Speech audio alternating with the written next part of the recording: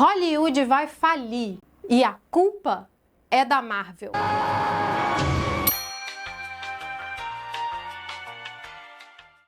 Oi, meu nome é Débora, eu sou mais conhecida aqui e nas redes vizinhas como Deb Escreve. Eu sou escritora, leitora e cinéfila de plantão. Esse vídeo nasceu daquele outro em que elenquei os 7 motivos para a morte do cinema. Naquele caso, eu me referia ao estabelecimento em si, mas agora eu quero falar dos filmes. Minha intenção é destrinchar o atual modelo de negócio, que se continuar do jeito que tá, realmente pode levar Hollywood à falência. Quero falar também do motivo para tal negócio se instalar na indústria em primeiro lugar, e é aí que entra a Marvel. E finalmente, por que essa ideia foi tão estúpida? Portanto, sem mais delongas, esse é o momento de você se inscrever no canal, se ainda não fez isso, dar o seu like e ativar o sininho de notificação para não perder mais nenhum conteúdo por aqui.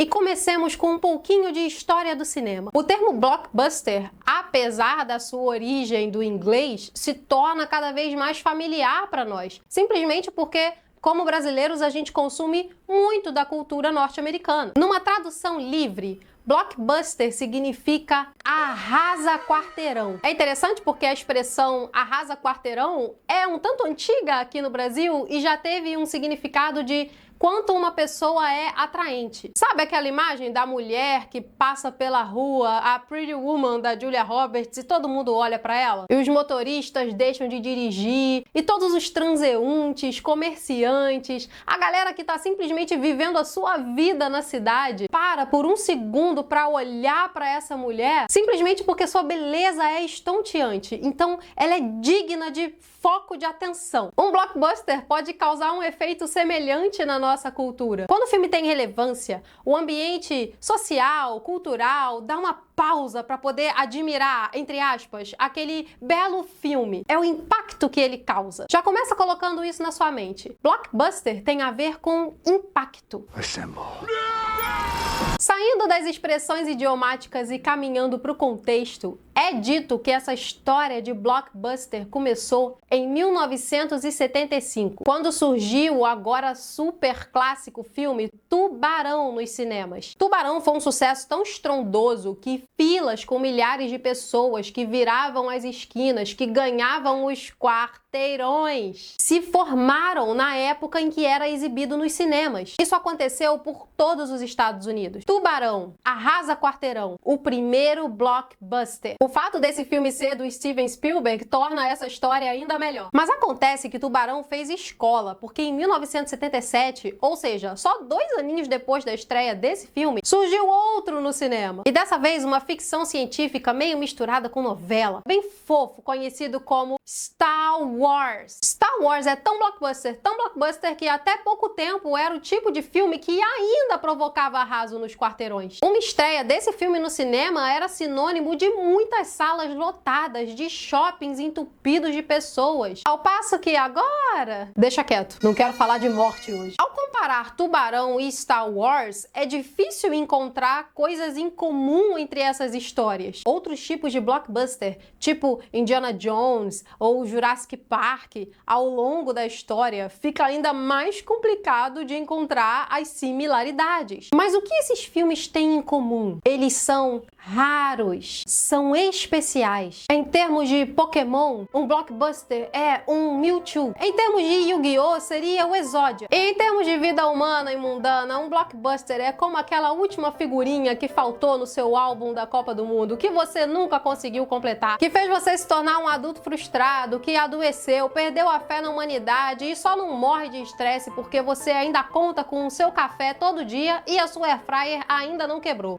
Falar tudo isso no fôlego só. Mas entendeu? É o nível de raridade de um blockbuster. E uma vez que tocamos no ponto da raridade, chegamos inevitavelmente à característica principal de um blockbuster, ao menos do ponto de vista de modelo de negócios, que é money. Via de regra, um blockbuster é caro, por se tratarem de histórias bem especiais e por vezes fantásticas que demandam um valor de produção grande. Blockbusters são, por excelência, filmes que custam muito para produzir. Eu fiz uma pequena pesquisa em relação aos blockbusters de antigamente e comparei com os atuais. Os números são impressionantes. Tubarão, lá em 1975, fez o que hoje seria mais de 1 bilhão de bilheteria. Na época, ele custou apenas 9 milhões para ser feito. Se você ajustar esse valor para a inflação atual, dá uns 40 milhões. Isso de acordo com um artigo que eu li. Mas aí eu, na minha curiosidade, fui usar a calculadora de inflação e o valor subiu um pouquinho para 52 milhões. E aí eu comparo isso com mais um dado espantoso. 52 milhões não chegam nem perto do salário do Robert Downey Jr. em Vingadores Ultimato. Somado ao que ele recebeu para fazer o filme, só esse filme, e mais umas coisas de contrato que fazem ele ganhar uma parte da bilheteria, como se fosse uma comissão. Nem todo ator tem direito a essa comissão de bilheteria, mas o Robert Downey Jr. é um dos poucos que pode se dar esse luxo. E se você pensa que filmes como Guerra Infinita ou Ultimato, que gastam mesmo centenas de milhões para serem produzidos, é uma novidade? Aí eu te digo que não, porque tamanhos gastos encontram precedente na história do cinema. Cleópatra, por exemplo, aquele filme com Alice Taylor,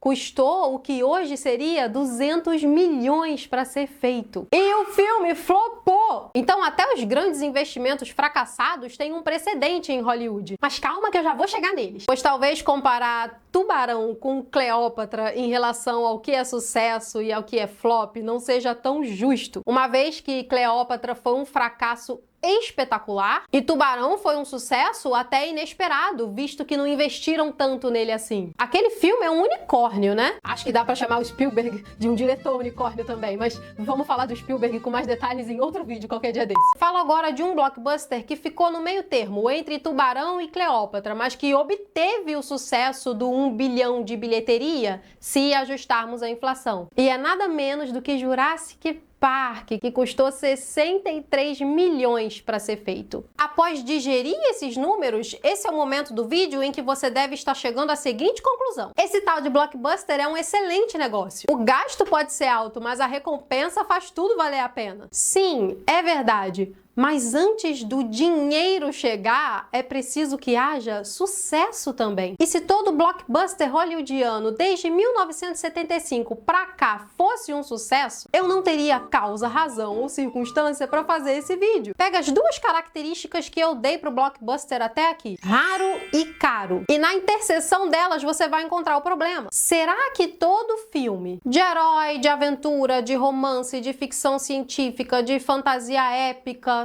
de terror, insira seu gênero favorito aqui, tem o potencial de conquistar de 1 bilhão pra cima nas bilheterias? Mais do que isso, de parar quarteirão, de mover a cultura. Não basta só injetar dinheiro e esperar que a mágica aconteça. A história tem que cativar e o filme tem que ser muito bom. Ou pelo menos apelar para uma grande fatia da audiência. E não basta requentar uma franquia da qual pouca gente se lembra ou reduzir aquelas que são lembradas a pó e esperar que as pessoas paguem por isso. Nessa economia, com tanta oferta de filmes e séries, com um mercado saturado e um público cada vez mais exigente, não dá. Até certo ponto, Hollywood sabia disso. E como eu sei disso? Ora, através de mais números. Olha que curioso. Até os anos 2000, a média de um filme não passava dos 38 milhões de dólares. Chorando 40. Que engraçado, é quase o valor ajustado do orçamento de Tubarão. Porém, de 2010 em diante, aconteceu um salto que foi mais do que o dobro desse valor no orçamento dos filmes. E o mais grave é que, hoje em dia,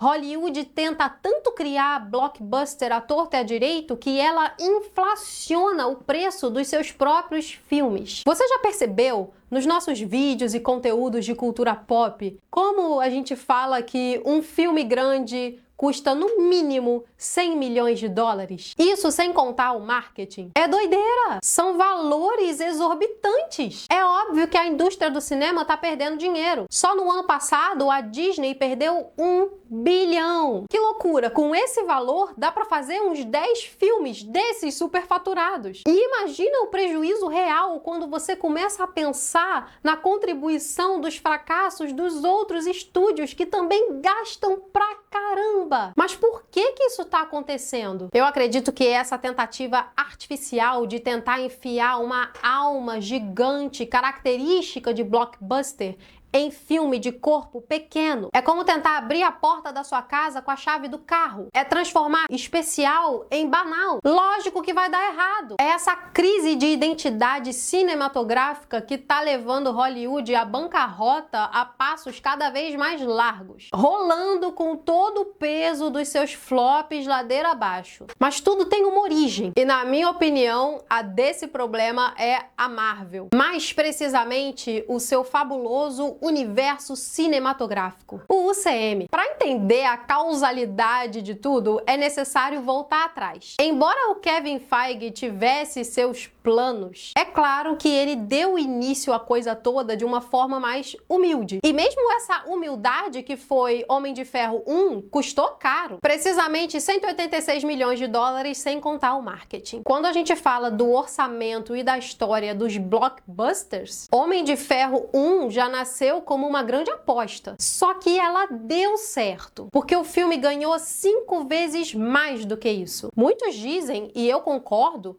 que foi Homem de Ferro que pavimentou todo o caminho do UCM. Se aquele filme tivesse flopado, não teríamos o universo da Marvel como conhecemos agora. E eu vou além na especulação. Se não tivéssemos o sucesso do Homem de Ferro e do UCM, talvez, por extensão, não teríamos essa multitude de universos espalhados por franquias e estúdios e esse monte de flop no cinema. Percebe como Hollywood acompanhou a Marvel? E com isso eu quero dizer esse modelo de negócio fracassado. Tava aí uma coisa pros Vingadores, quem sabem consertar com uma viagem no tempo, né?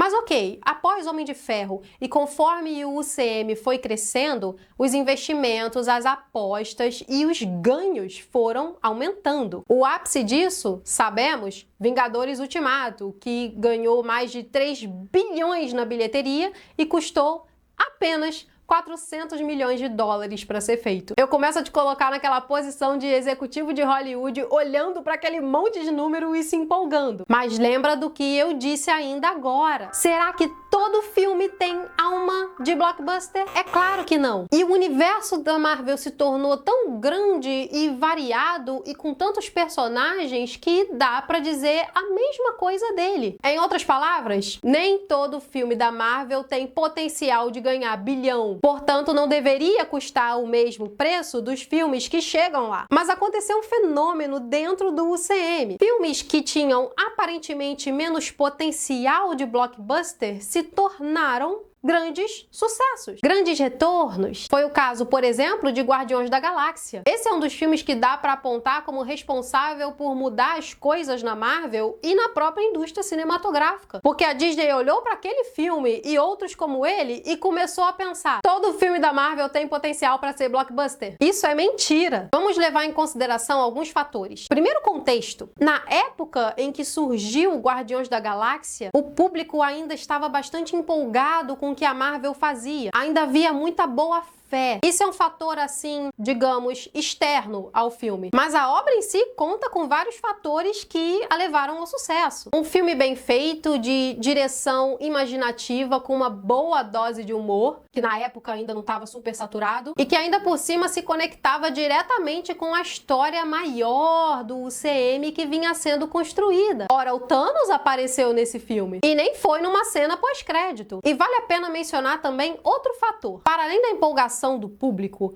naquela época o UCM era mais concentrado. As histórias tinham mais foco e a gente literalmente não precisava seguir tantas e tantas personagens. Isso contribuiu para manter o público entretido. Por fim, os personagens. Estamos falando aqui de filmes com Capitão América, Homem de Ferro, Thor, Hulk. Pesos pesados que carregaram o UCM. Hoje em dia eles querem injetar dinheiro em filmes de Kamala Khan e Mônica Rambeau. Jeová, é muita burrice. E com isso encerro o assunto Marvel. Mas olha que interessante. Tudo que é dito desse estúdio pode ser transposto para todos os outros que têm a mesma ambição, qual seja a de pegar filmes medíocres e imaginar que colocando um pouco de dinheiro ali como se fosse pó de pirilim-pim-pim, eles vão ficar acima da média. Entende como o gigante universo cinematográfico da Marvel se tornou uma espécie de microcosmo do universo da indústria cinematográfica? E concluo todo o assunto dizendo que não sei até quando Hollywood vai sustentar tal modelo de negócio. Só sei que a matemática é clara. Se não mudarem,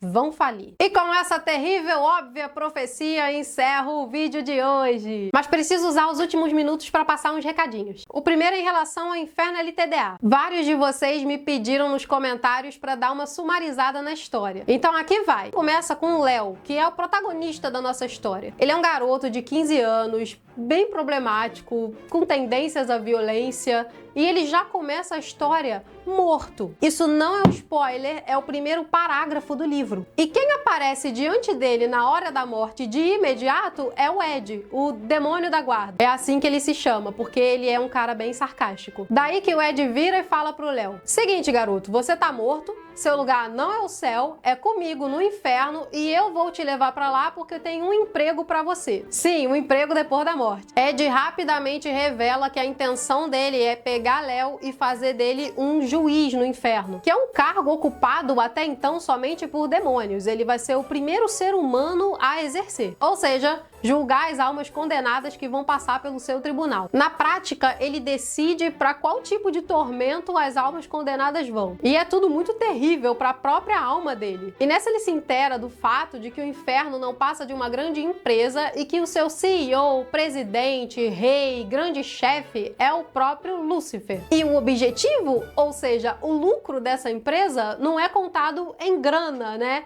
Mas em almas humanas. Essa é a premissa do livro. Daí por diante não posso contar, porque senão vou acabar dando spoiler da minha própria obra. Quando você lê, você vai descobrir todas as nuances nessa história, onde Léo e Ed são os personagens principais. Eu já havia falado que era uma ficção cristã, e que transita pelos gêneros de aventura, humor e horror. Mas acho que eu nunca tinha mencionado sobre as 3 grandes inspirações para escrever esse livro. E são outros 3. Fausto, de Goethe, Cartas de um Diabo ao Seu Aprendiz, de C.S. Lewis, e Guia do Mochileiro das Galáxias, do Douglas Adams. Eu ainda tenho 4 volumes de Inferno LTDA comigo. Você pode ir lá no site, clicar lá no íconezinho do WhatsApp, que você vai falar direto comigo para poder adquirir o seu Inferno LTDA. Isso é uma coisa que eu já tinha explicado em outros vídeos. No momento, eu estou saindo de uma publicação para outra, de editora para independente. Portanto, esse livro, pelo menos por enquanto, não está em nenhuma loja online. Mas a boa notícia é que em breve eu vou ter uma nova tiragem dessa primeira edição e já estou trabalhando ativamente na segunda, para poder escancarar tudo, fazer o lançamento e você poder adquirir o livro com mais facilidade. Eu vou dando os updates conforme o processo anda. O segundo recado é um agradecimento aos membros do canal. Muito obrigado por me apoiarem até aqui. O Deb Escreve está crescendo a cada dia mais e com certeza tem o dedo de vocês nisso. E se você que ficou comigo até agora